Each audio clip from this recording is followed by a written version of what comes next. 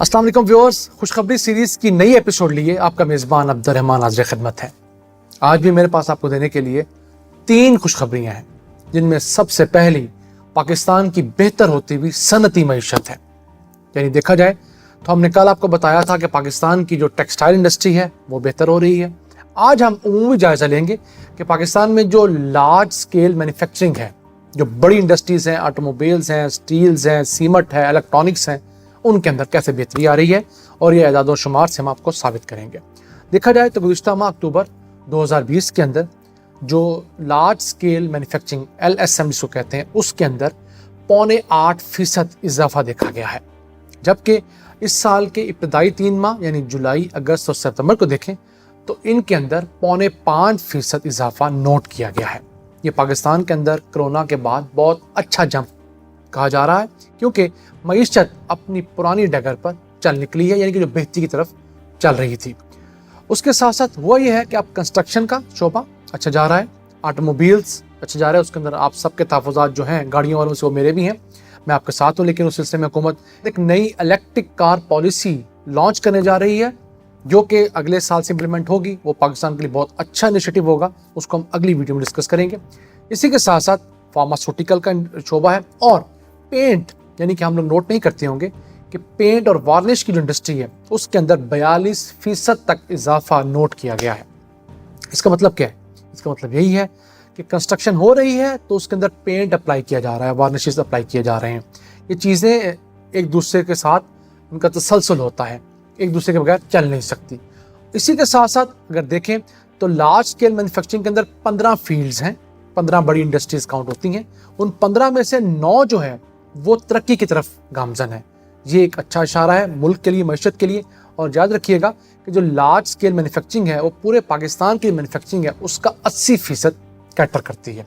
और ये large scale manufacturing होती है जो आगे से छोटी छोटी सनतों को अपने छोटे छोटे ठेके देकर उनसे चीज़ें बनवाती हैं और एक इकोनॉमी को जनरेट करती हैं। रूरल इकोनॉमी जनरेट होती है शहरों के अंदर, छोटे कस्बों के अंदर चीज़ें। जैसे गाड़ी बनाने वाली फैक्ट्री है, तो गाड़ी बनाने वाली फैक्ट्री तो एक होगी, उसके पीछे को 500-700 वेंडर्स होंगे, जो कोई बम्पर बना रहा होगा, कोई लाइट बना रहा होगा, कोई सीटें, कोई पोशिश, कोई डैशबोर्ड। तो ये तमाम इंडस्ट्री जो है ये आहिस्ता आहिस्ता बढ़ रही है और इनके अंदर रोजगार के मौके पैदा हो रहे हैं। अच्छा, आपको नजर क्यों नहीं आ रहा? वाहिद वजह महंगाई है। हम सब की मत महंगाई ने मारी हुई है। हुकूमत की नाअहली की वजह से हमें ये अच्छे इक़दाम नजर नहीं आ रहे और इन तमाम चीज़ों का सबूत बमा अखबारी तराशे मैं आपको स्क्रीन पर दिखा रहा हूँ। आप इसको जाकर खुद गूगल पर सर्च भी कर सकते हैं। और इस इंडस्ट्री में बेहतरी की वजह क्या है कि हुकूमत ने अपना इंटरेस्ट रेट जो कभी 13% था उसको कम करके 7% पे ले आई है।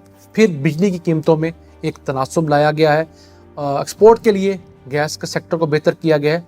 इन चीज़ों की वजह से हाँ, और सबसे बढ़कर कई इंडस्ट्रीज ऐसी थी जिनका रॉ मटेरियल इंपोर्ट होता है। मसलन प्रिंटिंग इंडस्ट्री है, इसका सारा पेपर तकरीबन इंपोर्ट होता है।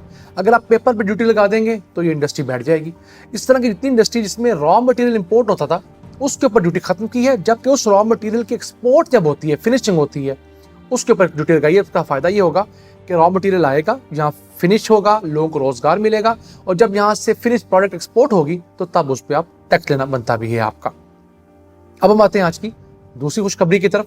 तो वो ये है कि हुकूमत ने एक 4 रुकनी कमेटी बनाई है जो कि मुल्क में मौजूद तमाम बंद और खुश्क हुए तेल और गैस के कुओं का जाके वहाँ पर मुआयना करेगी और देखेगी कि कुआं आया बंद करना बनता था या नहीं बंद करना बनता। आप में से बहुत से लोगों ने सुना होगा कि एक जगह पर तेल निकला, उसको बंद कर दिया गया, एक जगह गैस निकली, उसको बंद कर दिया गया। तो इस चीज़ की तहकीकात के लिए हुकूमत ने एक 4 रुकनी कमेटी बना दी है। ये पूरे मुल्क में जितने कुओं से मुतालिक बताया गया कि वो बंद कर दिए गए हैं या खुश्क हो गए, उनकी प्रोडक्शन पूरी होगी तो इनमें से मजीद तेल गैस नहीं निकल रहा, उन तमाम को विजिट करेगी और 1 महीने के अंदर अंदर हुकूमत पाकिस्तान को उसकी रिपोर्ट देगी और ये बताएगी कि इनमें से कितने कुएं ऐसे हैं जिनको नई टेक्नोलॉजी के जरिए नए पंप्स लगाकर या किसी और तरीके से काबिले इस्तेमाल बनाया जा सकता है, यानी कि उनसे प्रोडक्शन अभी भी ली जा सकती है। क्योंकि हो सकता है कि कुआं 10 साल पहले बंद कर दिया गया हो, लेकिन अब एक मॉडर्न टेक्नोलॉजी ऐसी आ गई है जिसके जरिए उससे प्रोडक्शन ली जा सकती हो।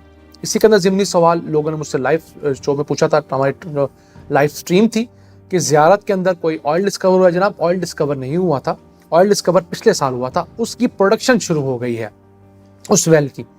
तो वो उसकी प्रोडक्शन पे हम अगले किसी वीडियो में डिटेल डिस्कस कर लेंगे। इसके अंदर 15 लोग एक सब कमेटी के अंदर हैं जो कि इसको सपोर्ट करेंगे, जिसमें जियोलॉजिकल सर्वे ऑफ पाकिस्तान के लोग भी हैं, OGDCL के लोग हैं, PPL के लोग हैं, हमारे तमाम एक्सपर्ट्स हैं। और हम उम्मीद करते हैं कि जो हमारे खदशात थे वो सच साबित होंगे। पाकिस्तान में कई ऐसे कुएं निकलेंगे जिनको इन कंपनियों ने जानबूझकर बंद किया होगा, या उनसे मजीद इस्तेफादा करने में इन्होंने किसी न किसी कंजूसी का मुजाहरा किया होगा, नई टेक्नोलॉजी नहीं लगाई होगी।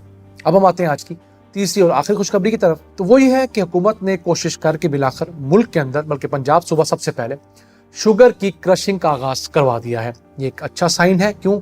शुगर माफिया के साथ बड़ी इनकी टसल चल रही थी, ये हाई कोर्ट भी गए, उन्होंने कुछ रिलीफ लिया, लेकिन हुकूमत डटी रही। बिलाकर इन्होंने पंजाब के अंदर शुगर मिलों ने शुगर क्रशिंग शुरू कर दी है, सिंध ने भी शुरू कर दी है। अब आहिस्ता आहिस्ता मुल्क के अंदर जो चीनी की प्राइस थी, जो बढ़ी हुई थी, वो आहिस्ता आहिस्ता कम होना शुरू हो जाएगी।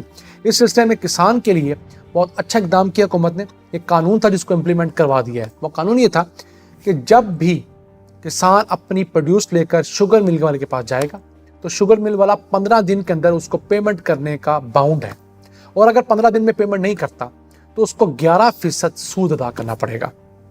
ये शुगर मिल वाले 2-2 साल पेमेंट्स नहीं करते थे, इनकी आदत थी, लेट करते थे, तंग करते थे, ब्लैकमेल करते थे।